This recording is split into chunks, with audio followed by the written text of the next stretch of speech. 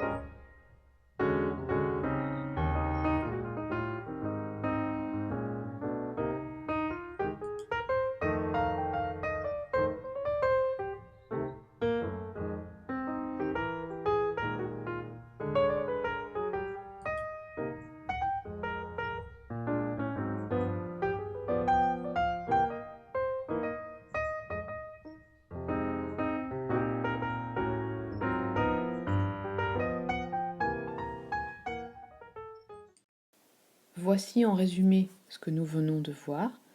La molécule à extraire se trouve dans un solvant S1. On choisit alors un deuxième solvant S2.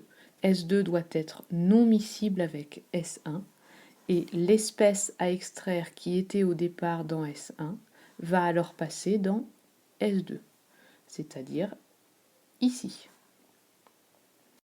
Voici le bilan que vous avez à retenir de cette capsule. Lorsqu'on fait une extraction liquide-liquide d'une espèce qui est dans un solvant S1, on doit choisir un deuxième solvant S2 qui respecte certaines conditions. S2 doit être non miscible avec le solvant S1 et de plus, l'espèce à extraire doit être plus soluble dans le nouveau solvant S2 que dans S1.